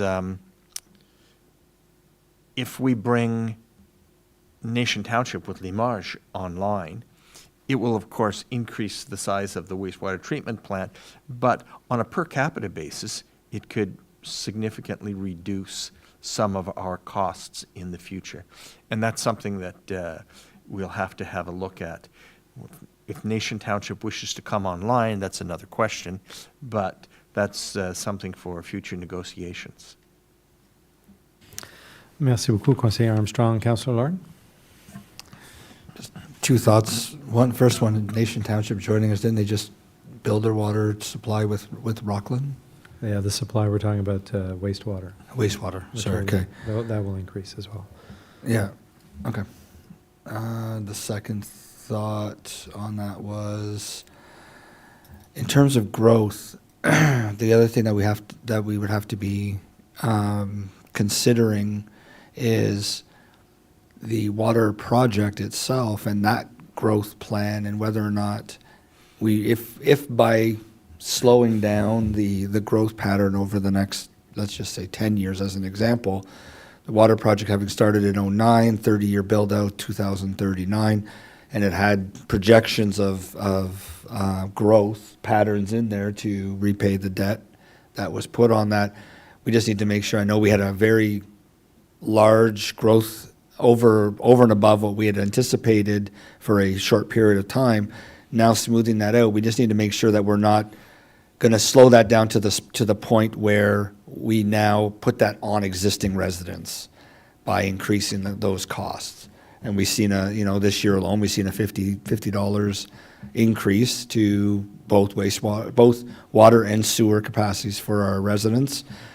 That's a significant cost increase there. So we want to also balance out that that slowdown or growth pattern there, and making sure that we're taking everything into consideration. Absolutely, and I think that kind of goes to the point, Monsieur Godin, Monsieur Bourgon, that I was trying to make, is that for us, certainly at the table here, is to be able to get a really good understanding of the pros and cons, and that would include that, whether we're impacting, the finance plan around the water and so on. So I look forward to getting that, to be able to see what kind of decision abilities we have to kind of either support full growth or look at growth if it's impacting, in the short term. Councillor Deakin. Thank you. I'm appreciating this discussion and thinking about what type of growth are we looking to drive as a municipality as well. And I've been looking at different ways that development charges can be designed. And right now we have a development charge that is anywhere, any type of development is categorized. But there are other ways to incite development charges that actually encourage intensification, more density, which is also more affordable growth, rather than, in many ways, environmentally and financially, rather than outwards. So it's my hope that exploring how we can be inciting certain types of growth that do make more sense and make it more affordable and perhaps prolong some of these costs out further is something I'm really looking forward to seeing back in the DC study when it returns. Thank you, Councillor Deakin. Any other questions or comments on this? No? Thank you. All right, so we look forward to that information. So we're moving to item N, Recreational Trail Encroachment Update Phase 2 Report PR 2024-11. And we have Mr. Bird here. Thank you for joining us tonight. Before I pass it on, I just wanted to recap to make sure that I fully understand. So in terms of council engagement, Township completed a survey in 2019. Council reviewed the report in 2023, and we accepted here at Council the options in June 2024. And this is part of the process since June 2024. From a residents' engagement perspective, in July 24, property owners received a formal notification to cease further encroachment activities. December 2024, now letters were sent requiring action to remove all encroachments and provide an option for, or will be sent, and provide an option for a culvert. And we're looking for, right now, the recommendation is for compliance December 31st, 2025. Am I accurate in all of that, Mr. Bird? Thank you, Mr. Mayor. Yeah, you're correct in all those assumptions. Okay, excellent. So my questions are as follows. The compliance piece, asking for compliance December 31st, 2025, for me is a bit of a challenge from an operational perspective, not that I'm getting into operations, Mr. Gaudet, but even from a theory of operations here, I would, be looking at who's encroaching still on December 31st, 2025. Luckily, I won't be able to see anything because it'll be all under snow. So I would question why we're doing it December 31st, 2025. We're giving ample time, and I would kind of push more for us to lock that down like by the end of October, so that our bylaw has an opportunity, or whoever has an opportunity to go through and we can remediate or certainly start working with the people that are not meeting the requirement. Waiting until December 31st, 2025, then we're kind of just starting to work with those people in the following summer. So it's still an opportunity. So that would be my one piece there. And then the other thing, the other question I had pertaining to this process, once we kind of go through, and I understand we're offering residents the option of the culvert and we're giving them a ballpark cost. The cost for our inspection is one thing, but the culvert, it will depending on their situation, who their contractor is, and so on, right? So we're offering that just for information, and the resident always has the opportunity of doing nothing and just leaving the ditch the way it is and it was meant to be. So that's good. Then my final comment would be for new residents that continuously, because homes change over on a regular basis, how do we ensure that communication, that we're going to work, that we've worked so hard on, stays kind of on that? Is there a plan long-term, like every couple of years, or do we just right away nip it in the bud when we see an encroachment or someone starting an encroachment? Is that part of a plan, Mr. Bird? Thank you, Mr. Mayor, for your question. I would like to implement a plan in place operationally that it is inspected at the spring and fall each year. Okay. To catch these new encroachments. Word will spread once this plan of attack is implemented, by either notifying us by email saying so-and-so's property has added a new encroachment or installed a bridge, a known encroachment that's very obvious. Okay. So that's what I'd be suggesting. Okay, fantastic. So my last comment before giving it to council, the letter that's being sent, that's going to be sent now, I would just ask that we just tweak it a little bit. because we have it in there, if the matter is not addressed within the specified time frame, a follow-up letter will be sent with further instructions. Seems a little bit like lacking, a little bit of pressure. It's like, if you don't do that, I'm going to write to you again. And so, Mr. Godin. Thank you, Mr. Mayor. Just on that point, I'll just chip in because I'm the one who had suggested that we be a bit less aggressive on that portion of the letter, but we can definitely revise it to be firm but not overly aggressive. Perfect, thank you. So questions and comments, members of council on this? Councillor Lauren? I have a few. The first one, it deals with structures that were built on the properties, on the property, not a bridge, but an actual, like a shed or something like that. And I read in here, and I can't find exactly the spot where I seen it, but it talks about non-approved structures. And I know for a fact there are structures that were built along that way that were approved by Township. Building permits were issued and there were bills that were paid on an annual basis by those homeowners. And now we're saying that, 20, 30 years later that no, you're no longer able to do this. And now you have to tear this down or remove it or whatnot. And again, I'm going to ask the question, from a legal perspective, have we looked into this from a legal perspective to ensure that there is no liability on our side for having approved a structure being built on our land by the homeowner, where we charge them on an annual basis for a period of time, and I know that period of time is now expired.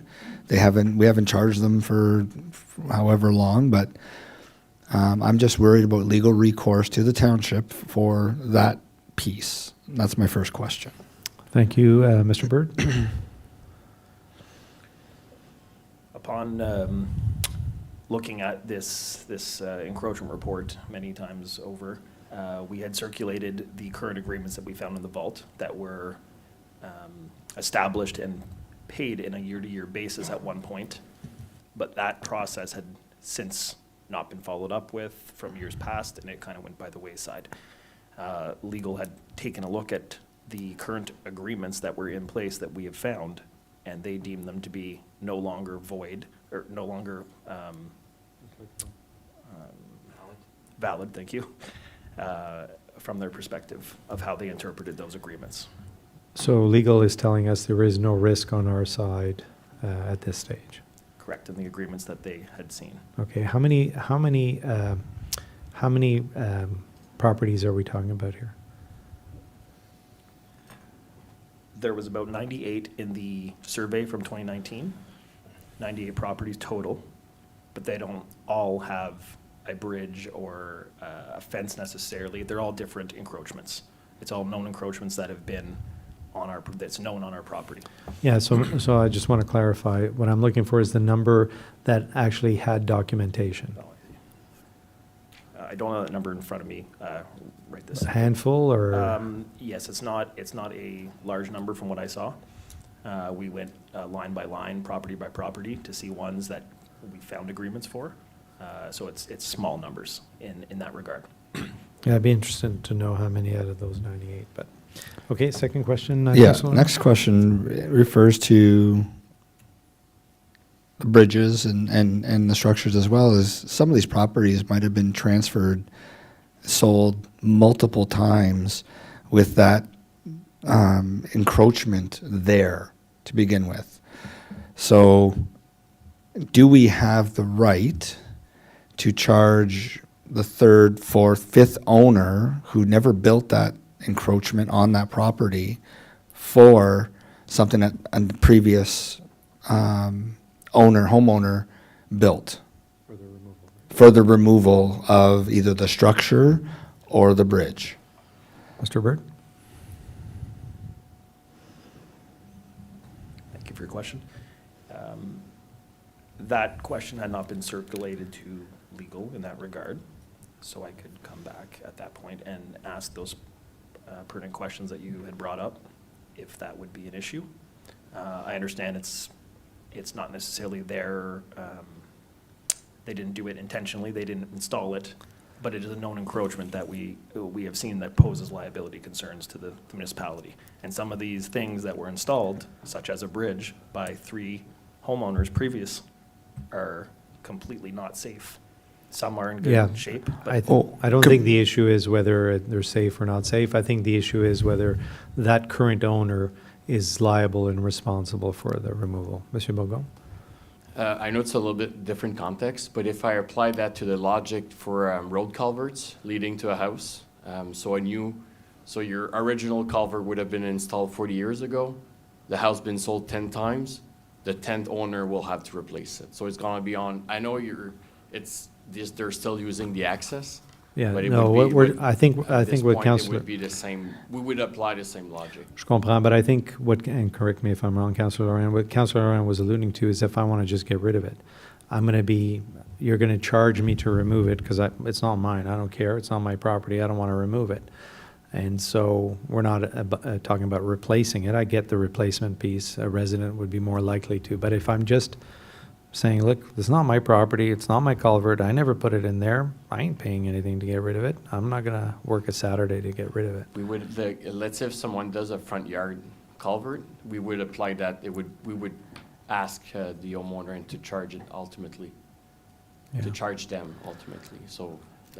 So I would like to ensure, Mr. Godin, that we have verified with legal, that we have the ability to bill back to each one of the homeowners, because that's what it says in the letter, that if they don't do anything, we're going to bill back to the homeowner for work done on our land to remove structures and bridges when that homeowner may never have been involved in that process of building it, and it's not on their land at all. Thank you. I would definitely be challenging you in court. Monsieur Godet? Thank you, Mr. Mayor, and that's a great comment and question, so we will definitely look into that Yeah. on the legal side. Perfect, thank you. Any other comments, members of council, on this item? Councillor Deakin? I just have a question for next steps. So do I understand that we will be pulling this, separating this to vote on it? Monsieur Godin, in terms of tweaking the letter and changing the deadline to something like October 31st, 2024 instead of 2025, thank you. Do we need to amend the... Merci, Monsieur Mayor. I don't believe it would be required. I just reread the recommendation, and we don't, in the recommendation, specify any of those details. We did get a direction to look at the letter, and we've taken note of the comments, so we can definitely look at that. But I don't see a need to separate it and to modify the resolution. Merci beaucoup, Monsieur Godin.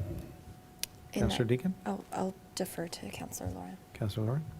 I will ask to remove this item and deal with it separately, because for me, I need to hear the additional responses that we've spoken to legal about before I can approve this new letter of direction that would be provided to the residents. Okay, so we'll pull item N. And we'll address it then. That's good? Councillor Lalonde. Thank you. Just a thought on, the offer for residents to install, the concept of residents being allowed to install a culvert in part of this proposal. I'm aware of about 5, 6, maybe 7 homes. They would be west of Concession along the trail that happen to back out onto some pretty deep ditch work, wide and quite deep. I'm thinking that I wouldn't want to offer them the opportunity or the, to install a culvert. I guess if they saw the price of the thing, they probably wouldn't want it either. But it's a very deep area, and I would think that we wouldn't want any such kind of culvert activity on the part of a resident to go in there. I think that everything on the east side of Concession, you're looking at a much shallower and not as wide a ditch sort of design. But on the west side, there's some pretty ferocious looking escarpments, maybe you could even call some. So I just put that out as a thought, because I know some of the wording and maybe in the bylaws that people can choose to install a culvert, albeit with some procedure and protocol to have to follow. But I think in some cases, I don't know that they should have that opportunity. Mr. Bird, just clarify, because yes, those are pretty large ditches. Are there any residences along the trail where a culvert would not be possible? Thank you, Mr. Mayor, members of council. It's a case-by-case scenario. It's very important. There is some ditches that are way deeper than other ones where they may have thought a bridge was the only option because a culvert was not. That's why we would implement that first visitation of it, and if it is not feasible, we would not be allowing it. And there would be significant costs if you were to have a ditch that was, 15 feet into the ditch, and then you have to have a specific culvert, build it all up with crushed stone around it, all the soil cost. It would be a high cost to the resident at that point to have that point of access. So we reserve the right to say no to residents in some cases, just not an option. Follow-up, Conseiller Lalonde? I got you. Well, that's exactly, Mr. Mayor, what I was going to suggest is that we make sure that Township reserves the right, and that should take care of the rest of it. Merci. Councillor Lauren? Yeah, I guess from that perspective, it would have to be stipulated in there that that not every resident can have it, so that it's upon approval of the site to get to have an actual culvert put in. Secondly, my understanding is that it's not the township that would build these, or is it the township that would be building these culverts? Mr. Bird, I believe we would inspect and approve a builder, but we're not getting in the business of building them. No. Correct, Mr. Mayor. We would ask them to hire a professional contractor to do the installation, as they would have insurances to be there. The permit application, the first inspection, the second inspection, we stipulate all the requirements, and it is up to the residents to comply with those implications. Thank you. Councillor Armstrong? Yeah, the right to refuse should be established in bylaw, I believe, to ensure that everybody is well aware of the right to refuse, and that just to manage the expectations, so that if somebody I can see them down there, if they put one in, why can't I? Okay, that has to be built in and clear. Thank you. Councillor Deakin? That was a point I had as well, looking at the letter, just that it would be clear right in the letter, because not everybody pulls out bylaws at the ready, that each case is unique and would be looked at as such. There was a piece in the bylaw that I was looking at where it mentioned a minimum span of these culverts for the trail access, and just to say, I was noting that I believe there should be a maximum span for culverts with trail access for managing to keep motorized vehicles off of the trail, as well as minimizing the natural habitat disturbance that would be required. Mr. Bird, I believe that was alluded to, or does it need to be clarified? Thank you, Mr. Mayor. We had added in the report an option 2 after receiving some comments in that bylaw to remove the maximum part for the trail, the access to trail component, and just keep the access to roadway component that was already existing. And I had mentioned that we would try to maintain that 2 meter, let's call it pathway, the actual walking path, and not specify exact culvert dimension. Like there was a requirement for the culvert, but the pathway itself would be maximized at 2 meters, no more than 2 meters, so it would not be an access point for vehicles from residents. 2 meters seems a little bit wide. That's a four-wheeler, no? If it's the width of the trail, then a four-wheeler can get on there, because I know I went through for the parade on it, so. Thank you, Mr. Mayor. I might have been a little incorrect in my assumptions Okay. of sizing, that we could look at. It should be, reducing that yeah. to something at 1 meter, let's say. The culvert would still exist, but. Thank you. Monsieur Bourgon? Well, the sidewalk is 1.8, Okay. and the trail's at, like, it's 3 or just a bit over 3 meters. Oh, 3 meters, okay. Merci. Okay, so this item is pulled, and we'll address it at that point, okay?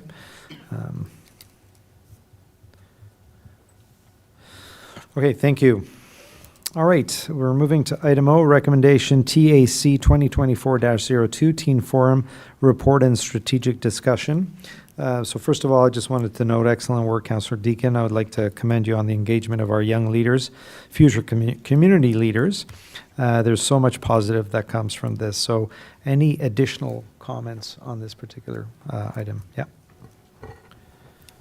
So before so many of the members graduated, in the spring there, we did a series of consultations with adolescents. Just to summarize, this report engaged over 80 teenagers in the township at the 3 high schools, and was led truly by the committee members themselves, their vision, their energy, their enthusiasm for making sure that their peers had a voice into township on issues of library services, communication, recreation services, and transportation. And this report came out of those consultations. The committee was able to meet this fall, a reconstituted committee with many new members, carrying the torch from that group that had led these consultations, and very grateful to them, as well as to members of administration for their support at the committee level, and jumping in here, there, and everywhere, buying popsicles in the middle of the day to boot, for everybody to continue having fun and being able to make their voice heard. So I do want to separate this to make an amendment later on. Okay, so we're pulling item O. Could I just clarify, because on it we had a recommendation to receive the report, and 2 was to plan a discussion on transit before May 2025. That was a recommendation, and so the reason for you wanting to pull it was just to confirm that we have that action, or is there more amendments? Just asking for Yes, clarification. to make the amendment for a report back on the items as well, on the recommendations made, as well as the planning of the strategic discussion. Okay. Monsieur Godin, do we need to pull that just to follow that recommendation? Or is there enough there for direction? Merci, Monsieur Mayor. No, I would recommend that we do pull it, just Okay, perfect. to switch a resolution to approve it rather than Great. receive it. So add that to our list, our growing list of 4 items. I'm going to get tested today. All right. OK, on arrive à 13, notice of motions. We have none. 14, question period on meeting of the day. Any questions? Anyone? No? Okay. So I don't have to read the disclaimer here, right? Okay. All right. So item 15, resolutions. So motion that council approve all recommendations listed on the agenda item under item 11, except item I, J, N, and O. Madame Camille-Laflamme? Yes, but we need to put the main motion first on the table. Okay, so I need a mover to put the main motion. Councillor Lauren, seconded by Councillor Armstrong. So now I reread it with the exceptions. C'est ça? So motion that council approve all recommendations listed on the agenda under item 11, reports from departments and council, with the exception of I, J, N, and O. So yes, just the last part is the amendment, That- except 11I, J, N, and O. And okay, so I got a mover, Councillor Lauren, seconded by Councillor Armstrong. That is on the table. And a call for the vote to remove the items. And that is passed. Thank you. So now we'll motion to approve all the items except I, J, and O. And that is moved by Councillor Lalonde, seconded by Councillor Deacon. Call for the vote. And that's passed. Thank you very much. And now we're going to go to the individual items. All right, so, yes? Councillor Lauren? Yeah, sorry. Which ones did you say again that we approved? I No. Everything but I, J, N, and O. and O. And because we already took out A is not included in this one because we took out A already. It should be stay in there because we adopted the bylaw, but not the Not the- resolution. yeah. Not the resolution. Okay, thank you. So good, thanks for calling on that. All right, so we're going to go to item I. I need a mover and seconder to put on the table, so moved by Councillor Deacon, seconded by Conseiller Lalonde. Any amendments, thoughts, comments from members of council? Councillor Deacon. I'd like to propose an amendment, and I'll read it. The council receive report CSASFS 2024-2026, dated December 9, 2024, and select option 4 for the Kin Club of Russell to continue planning for a community storage building. Okay, thank you. I need a seconder. So seconded by Councillor Lauren. Questions, comments on the amendment? Seeing, hearing none, so I'll call for the vote on the amended. So call for the vote, and that is passed as amended. No, that's the amendment. Yes, thank you. All right, so questions and comments on the amended version? Seeing none, so I'll call for the vote on the amended version, and that is passed. To support option 4. Option 4, yeah, Correct. as presented by Councillor Deacon there, I can send it. and it's recorded. That's Yeah. the only, to support option 4, right? Yeah, but it was the wording there. More wording? Yeah, To continue planning for a community storage building. Select option 4 for the Kin Club of Russell to continue planning for a community storage building. Okay, if you want to send it to me then, because I started That'd be at the back quicker. and then we came back. okay, great, thank you. So we're moving to item J, financial relief for the OPP municipal policing. So a mover, seconder to put it on the table, moved by Councillor Lauren, seconded by Councillor Armstrong. Propose an amendment, Councillor Lauren. The amendment would be to apply a 1.5% tax adjustment. So a reduction of 1.5% on the proposed 8.6% tax levy. And do we need to further clarify that by saying the balance to put into an OPP reserve? Monsieur Godin, Monsieur Dagenet, do you need that, or is that as long as we just say, Monsieur Godin? Merci, Mr. Mayor. I think just switching the 1% for 1.5 is clear enough. Okay, fantastic. All right, so we have an amendment on the table. Do I have a seconder on that amendment? Seconded by Councillor Armstrong. I'll call for the vote on the amendment, and that's passed. I'll call for a vote on the amended resolution, and that's passed. Thank you very much. Moving down the line, item N, trail encroachment. There's quite a few things on this. I'm wondering if there is value in perhaps deferring it and coming back with all the details so that a decision could be made. Thoughts, members of council, on this? Councillor Deacon? I was heading towards not having the notices go out over the holidays anyways, so I do believe that if we can look at this again at the end of January, that could align well with a respectful rollout of the notices at that point. So I see this as a great touch point where we're continuing to iterate and improve on it, and looking forward to bringing it back at the end of January. Okay, any other thoughts, comments? Councillor Lauren? Nope, completely agree. Okay, so So do we need a motion to defer the item, or do we just defer it? A motion to defer? So moved by Councillor Armstrong, seconded by Councillor Lauren. Call for the vote to defer, and that's passed. Thank you very much. Okay, moving to item O. This is moved by Councillor Deacon, seconded by Conseiller Lalonde to put it on the table. Questions, comments, amendments? Councillor Well, I guess it's on the table, right? Yeah.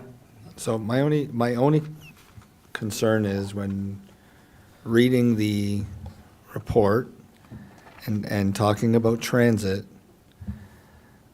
I have no problem having the strategic discussion on public transportation within Russell Township. I have zero interest in talking about transportation in Ottawa. There is a transit that goes to Ottawa that's done privately.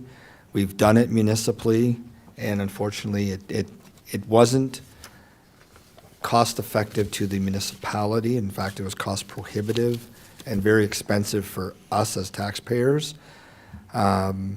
Therefore, I don't have any interest in that part of it. Municipal transit, I'll hear that discussion all day long, but not the one to Ottawa. Okay, just to clarify, I wanted 2 points. So in my understanding, the strategic discussion on transit was just a general discussion on transit. And so that's not necessarily transit that, say, a township would be responsible for. It could just be looking at ways of increasing opportunities and so on. Is that correct, Councillor Deacon? Yeah, my understanding when the procedural bylaw was amended to have the opportunity for council to have strategic discussions is that it was a flowing conversation where opinions such as not wanting to look at transit into Ottawa could be expressed. The timing, it was interesting how this came up in the committee where the members were adamant that this was the one that they really wanted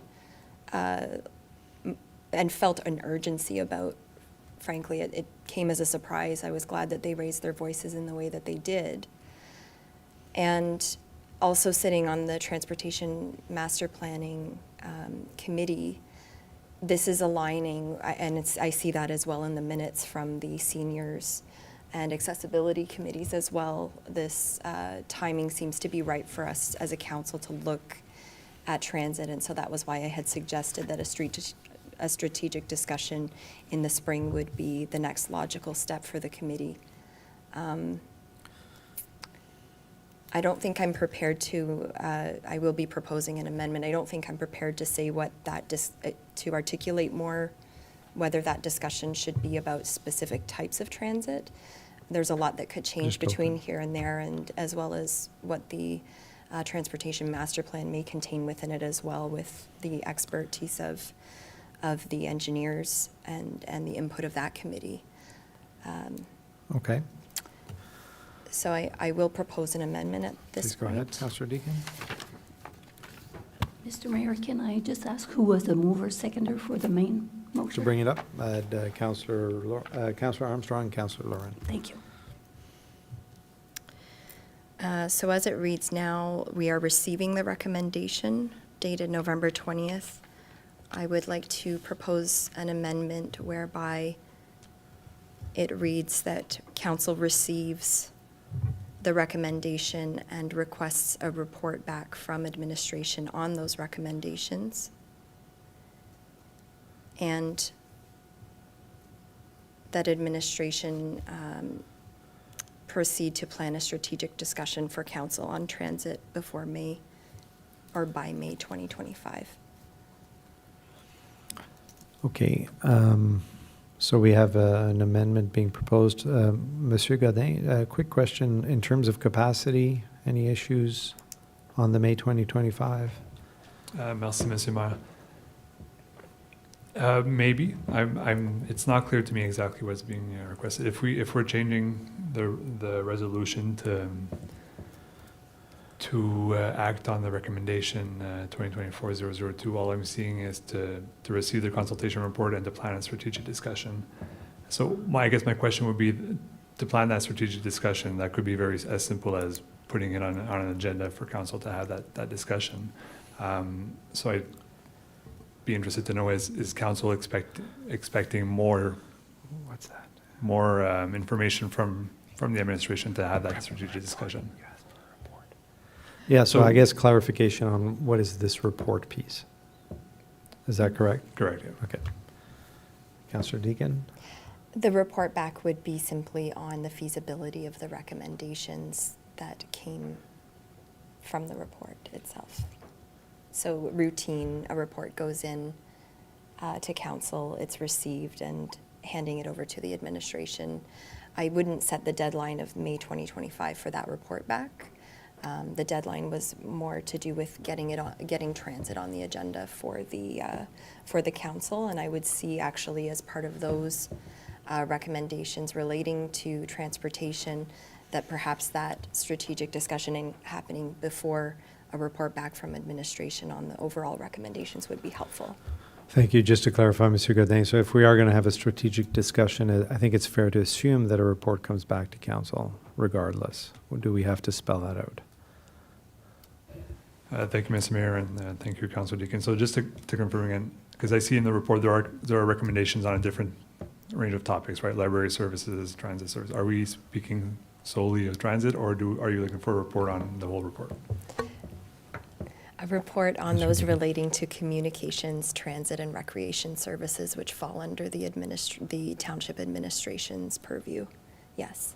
Okay. And we can make an amendment specifying that. I could. Sure. So why don't we do this, if that's okay? Why don't we take a 10-minute break, and perhaps we can just kind of review that amendment and then come back and discuss that and present that amendment. Is that fair, Monsieur Godet? Merci, Monsieur Mayor. We can do that if you want. I mean, it's fine to change the recommendation to approve those recommendations for the administration to look into those recommendations. I'm just not, as far as capacity goes, we're not going to be ready within 10 minutes to say how equipped we are to do that, right? I think it's probably going to impact some staff that currently aren't here, so we probably have to come back to council on more information on that regardless, yeah. Yeah. Okay, I'm okay, but I think the 10 minutes more to articulate an amendment, a proper amendment. Councillor Armstrong? The question then will become, if we have a strategic discussion, will some of the committee members be involved, or we expect any feedback from them? No, It's good. so I was worried about running into members of the committee graduating and losing the continuity of it. We're passing the baton here. That's correct. Okay, yeah. good. Okay, so I'll go back to, I would request a 10-minute break to adjust this amendment so we can vote on it. Do I need a motion for the break? No. Bang your gavel. Bang my gavel. Bang, bang. 10 minutes back. Pause for the cause. We're back in session.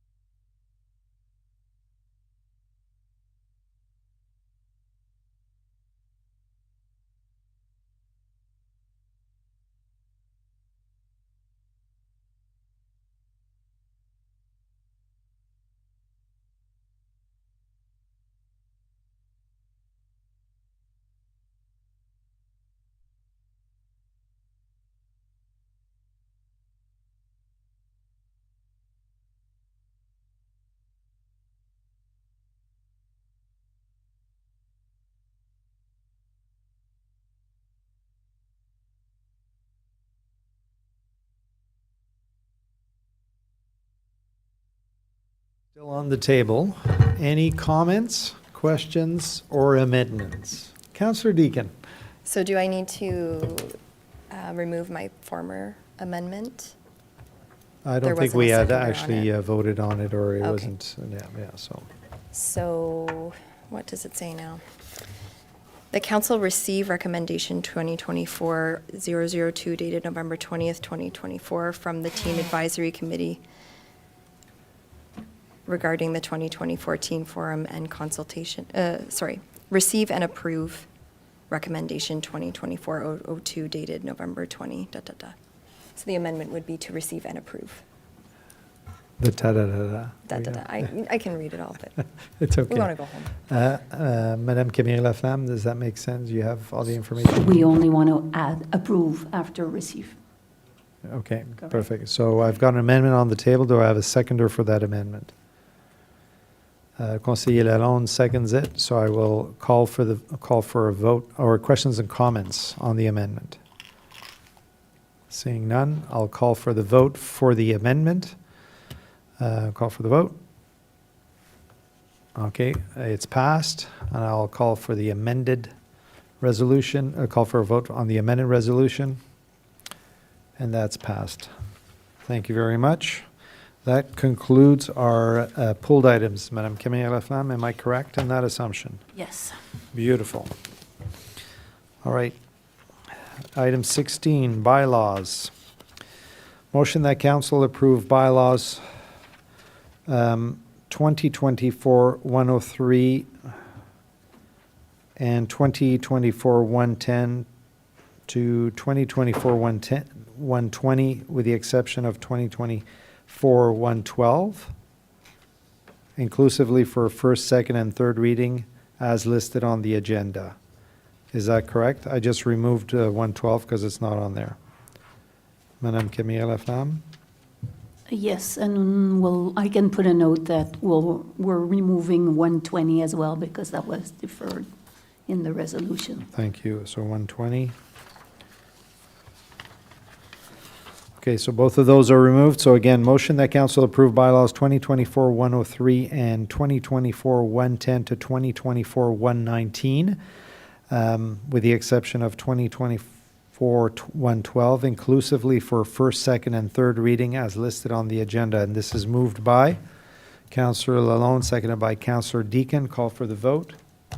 And passed. Thank you very much. New business and reports, we have none. It's getting late. Item 18, other business presented by council members. So there is a few, or we have one item, upstream strategy. So 18A, Councillor Deacon, the floor is yours. Thank you. I'll try to keep this brief. So I'm raising this because we've been looking at OPP costs for the last several meetings, budget sessions, et cetera. And I do want us to be revisiting that idea of upstream strategies to reduce calls for service, which is one way that we can reduce the impact on the municipal billing for ratepayers. There were two ways that I was thinking. One of them I touched on before, which is fairly simple, but I want to mention it again. If council's agreeable, to directing administration to work with OPP on an awareness campaign or series of information sharing of when to call bylaw versus OPP, so that the calls that are going to OPP are in fact meant for OPP and in their jurisdiction versus local bylaw or other service providers. And the other piece was a bit more robust, and it's pointing to the county's level and the community safety and well-being plan. Just a bit more background, the province mandated all municipalities to have a CSWB, and these plans came about with the understanding that with strategic planning and investment in community well-being, it not only produces better outcomes for our community, but it also reduces crime and therefore our costs, again, on the OPP side. And it is a county's endeavor, but I do want to say that there are a lot of activities that happen here in the township by our library, by our Parks and Recreation Department, even on the housing planning side, that have an impact on crime in our community. And so I think it would be a prudent idea in the new year to ask the counties to receive a presentation from them on the community safety well-being plan, and to get an understanding of where that implementation is at, and to learn, what is the impact that that plan has had on, in fact, supporting community well-being and reducing crime upstream. Thank you. So first of all, on the awareness campaign piece, I think that we can certainly communicate that through bylaw with the OPP. I also sit on the Police Service Board, and we can certainly look at that from a larger perspective for the entire detachment portfolio. So I can bring this up at the Police Service Board for sure. We could, Monsieur Godin, direct bylaw to also put that on the radar for their discussions. Does that make sense? Merci, Monsieur Mariette. That makes sense. I think bylaw do work with OPP on this Yes. question, and so we can definitely, I'll mention it to Madame Bordeaux to see what we can do as far as communication there. Okay, fantastic. We don't need anything, just that's good enough direction. And then on the community safety well-being plan, I can certainly present this request to United Counties to come and get a presentation on that plan here and see what we can do locally in terms of that particular plan. Does that make sense? Yeah? Okay, so that'll be an action item for me. Thank you very much. Okay, so that concludes item 18. Number 19, public consultations and hearings. We have none. Number 20, announcements. So I've got a few here, somewhere here.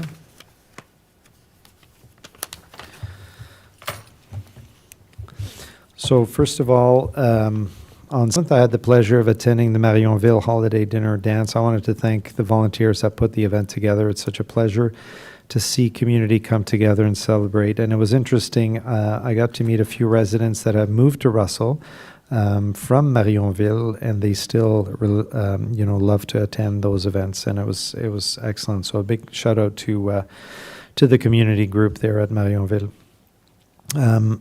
Today, oops, that's one.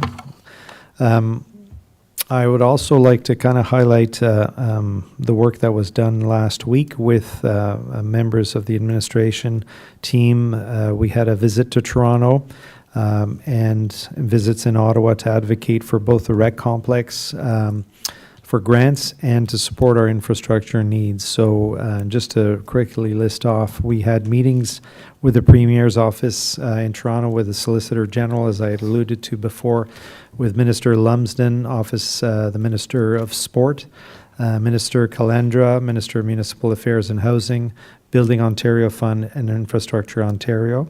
And here in Ottawa, we had a meeting with the Prime Minister's office, obviously MP Francis Drouin, MP Marie-France Lalonde from the Orleans area, the Office of the Minister of Housing, Infrastructure and Communities, Office of the Minister of Sport and Physical Activity, and Infrastructure Canada. All this was made possible through the name of the group now escapes me. Monsieur Godin? Oui, merci, Monsieur Maire. So it's with Global Public. Global Public, yeah. So I just wanted to state that I certainly felt that we made some really good positive inroads. Time will tell how good those were, but overall I think it was very positive, extremely well organized, and certainly felt listened to. And so very excited of what that could look like down the road in terms of that investment that was made for this organization.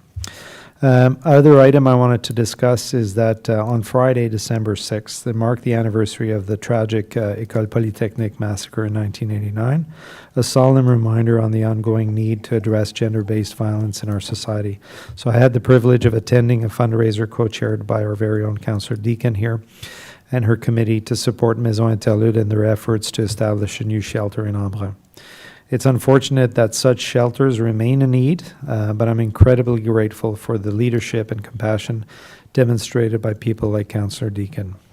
So the event was not only a fundraiser, but a powerful act, I think, of solidarity and a beacon of hope for those seeking safety and support within our community. So I was proud to support this event and for the great work done by Councillor Deakin and her tireless commitment in making a difference in our community. So on behalf of Council and Township, I extend our heartfelt thanks to everyone involved in this critical initiative. And I do believe we had an amount publicly announced of how much was raised. So Councillor Deakin, would you mind just sharing that? Thank you for your comments, Mr. Mayor. I just want to underscore, as I did in my speech, that it's the work of Maison Interlude staff day in and day out that is truly, truly commendable. You know, I'll be thinking about them on Christmas Day when they'll be working. And we raised over $100,000, which was a new record and truly a testament to the community's generosity, the growing awareness of this as an increasing issue. Unfortunately, Maison Interlude shared another number that night, which was that last year they served 500 women in our region, and this year they served 800. So while the funds are going up, so is the issue. Absolutely, thank you. And finally, my last announcement. So today marks the last council meeting. So alors que nous réfléchissons à l'année qui se termine et que nous approchons la période des fêtes, je voulais m'exprimer ma plus profonde gratitude envers tous ceux et celles qui contribuent à faire de notre municipalité un endroit formidable où vivre et travailler et s'épanouir. To my fellow councillors, thank you for your dedication, diverse perspectives that you bring to the table, and thoughtful contributions to our discussions. Your commitment ensures we make decisions that genuinely serve the best interest of our community. À notre incroyable personnel, votre travail acharné, votre professionnalisme et votre passion pour servir notre municipalité sont la base de nos réussites. Vous êtes l'épine dorsale de nos opérations et je suis profondément reconnaissant pour tout ce que vous faites. To the countless volunteers who gave their time and energy this past year and who make a difference within our community through organizing events, supporting initiatives, or lending a helping hand, you are the heart and soul of our community. Your selfless contribution reminds us of the power of unity and the impact of service. Alors, merci à chacun d'entre vous pour le rôle unique que vous amenez à l'épanouissement de notre belle municipalité. I wish you and your loved ones a joyful holiday season and a new year filled with health, happiness, and continued success. Thank you. Any other announcements? Conseiller Lalonde. Thank you, Mr. Mayor. I just want to go back in time a few days. Last Tuesday, December 3rd, was International Day for Persons with Disabilities. And Pico Dagenet, who is our co-chair on the Accessibility Advisory Committee, had the idea at one of our meetings to use that day to put together a wheelchair rugby event with a high school. He went out and did all the work himself on this one, and we all went out to École Secondaire Catholique d'Embrun last Tuesday, myself, Councillor Deakin, and we had staff there too taking pictures. We had a great time. Rock'em sock'em wheelchair rugby, I love it. But the whole point of the thing was to raise awareness, about inclusiveness and accessible society for all of us, and that's what we do on the Accessibility Advisory Committee. We try to come up with ideas and initiatives that help promote accessibility with all our residents. I have to tell you, Pico, I don't know if it's ever since he started doing the Bell commercials on TV, but he's an eloquent speaker. He speaks very well, very comfortable. The students were very excited to have us there. We had a great time. And I just wanted to give a shout out to Pico and the Accessibility Committee, Pico in particular, for his hard work on this. It's greatly appreciated. It's getting the job done in terms of getting the story out, and great to be a part of that. Thanks. Fantastic. Thank you very much. And I wish I could have been there. It looked like a beautiful event. Saw some video and some pictures. You look like you were having fun there. So thank you very much for that. Any other announcements, members of council? No? All right. Item 19, public consultations and hearings, we have none. Sorry, no. Item 21, strategic discussion, we have none.